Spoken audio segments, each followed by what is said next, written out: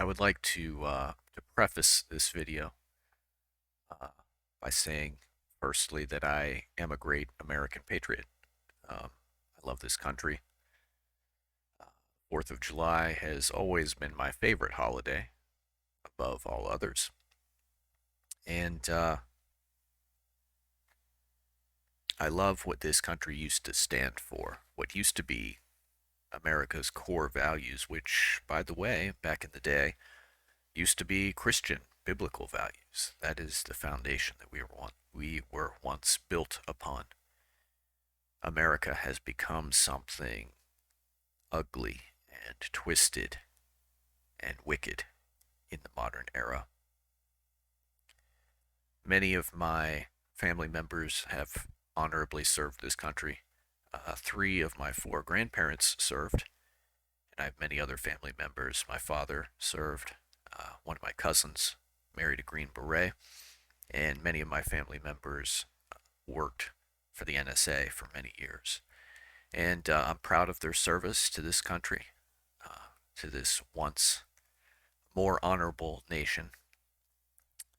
Um, my family members are people of integrity and character, and they served honorably and with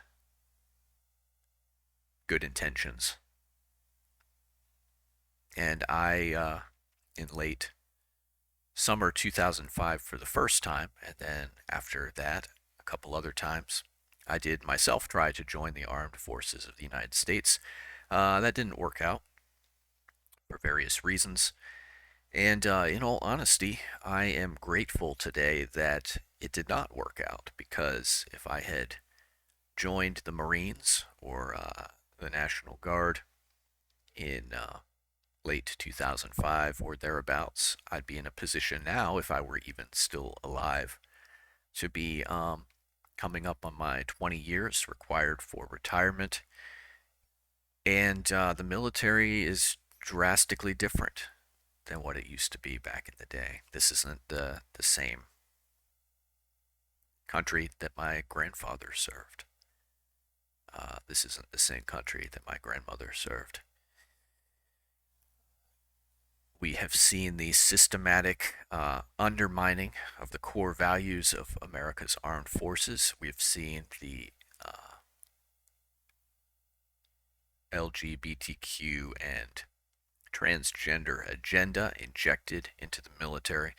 We have seen war after immoral war. We have seen America really become the dictator of the world, and it's a sad state of affairs. I didn't consent to this. I didn't consent to this country becoming the policeman of the world.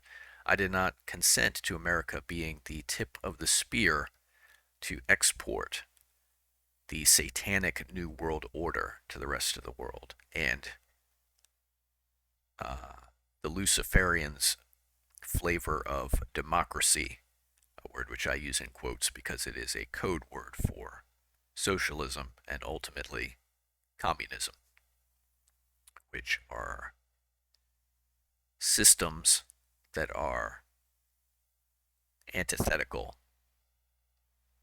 to good moral values and people everywhere. I just wanted to read a very brief excerpt from an article that is over on the Gateway Pundit.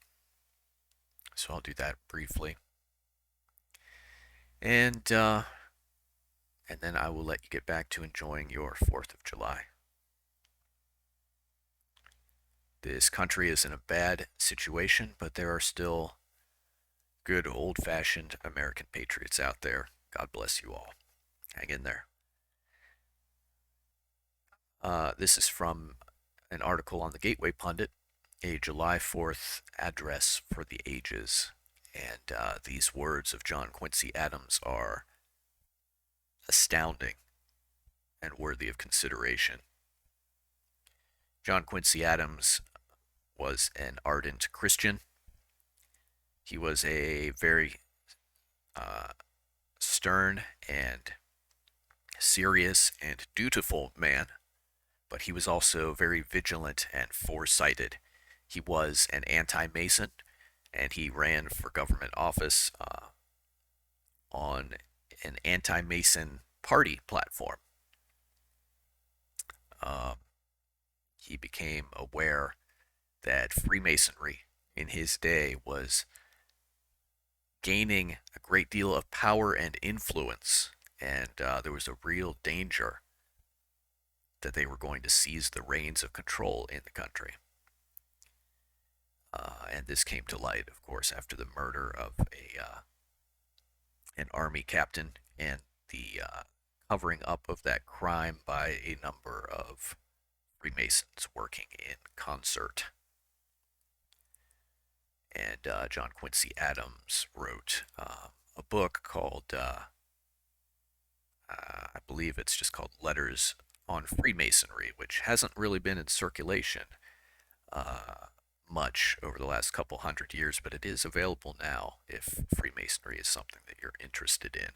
And understand about 100 years ago, Freemasonry did, around the turn of the 1900s, along with the rise of many other great evils, communism, Marxism, Darwinism, occultism, and a decline in traditional faith in the Creator God, and also a resurgence and really a mass marketing of heliocentrism. All of these corrupt and evil philosophies were dumped on the world at the same time, as well as other great deceptions, including, for example, the uh, modern Bible translation movement, uh, which was instigated by two Anglican priests, Westcott and Hort, who really weren't priests at all, but were radicals trying to transform Christianity. But without further ado, I'll go ahead and read this address by John Quincy Adams, delivered on July 4th, 1821. America, John Quincy Adams said, has without a single exception respected the independence of other nations while asserting and maintaining her own. She has abstained from interference in the concerns of others, even when conflict has been for principles to which she clings, as to the last vital drop that visits the heart. She has seen that probably for centuries to come, all the contests of that European world will be contests of inveterate power and emerging right. Wherever the standard of freedom and independence has been or shall be unfurled, there will her heart, her benedictions, and her prayers be. But she goes not abroad in search of monsters to destroy. She is the well-wisher to the freedom and independence of all. She is the champion and vindicator only of her own. She will commend the general cause by the countenance of her voice and the benignant sympathy of her example. She knows well that by once enlisting under other banners than her own, were they even banners of foreign independence, would involve herself beyond the power of extrication in all the wars of interest and intrigue, of individual avarice, envy, and ambition, which assume the colors and usurp the standard of freedom. The fundamental maxims of her policy would insensibly change from liberty to force. She might become the dictatress of the world. She would be no longer the ruler of her own spirit. America's glory is not dominion, but liberty. Her march is the march of the mind. She has a spear and a shield, but the motto upon her shield is freedom, independence, peace. This has been her declaration. This has been her practice. Each time the United States has strayed from this wise counsel, we have met with tragedy and usually failure.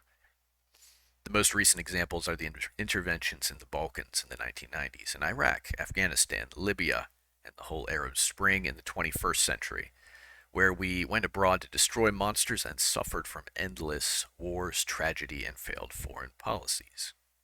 Illegal and immoral wars, I might point out. We appear to be making the same mistakes in Ukraine, where our intervention and NATO's will not produce a Ukrainian victory, but may lead to a much wider and much deadlier European war. This 4th of July, as we celebrate our independence, we should reflect not only on the Declaration of Independence, but also on the wise and prudent counsel uttered by John Quincy Adams more than 100 years ago. And John Quincy Adams' words here are indeed prophetic. Namely, that America is in danger, and unfortunately, we have seen this happen, of being inextricably entangled in these foreign wars whose real motive is individual avarice, envy, and ambition. These evils assume the colors and usurp the standard of freedom. In other words, what he's saying is that under this banner of democracy, democracy, and we must support democracy around the world, America's actually imposed tyranny. And Ukraine's a great example of this, where in 2014, the Maidan coup, instigated by the American CIA, we propped up in positions of power in Ukraine a government that is a puppet government to the West, and ultimately set the world on this course to World War III, which is the situation with Russia and Ukraine today, continuing to escalate. And really, the purpose is making money for evil people in positions of power, including our own American Congress, and the depopulation of Ukraine, some of the most fertile land in the world, so that someone else will be able to move in and take it over once the dust settles. And unfortunately, the American people have not stood up to the bullies and parasites in our own government, and unfortunately, the Ukrainian people have not wised up to the fact that they are being manipulated and culled intentionally. And America was never intended to be the policeman of the world.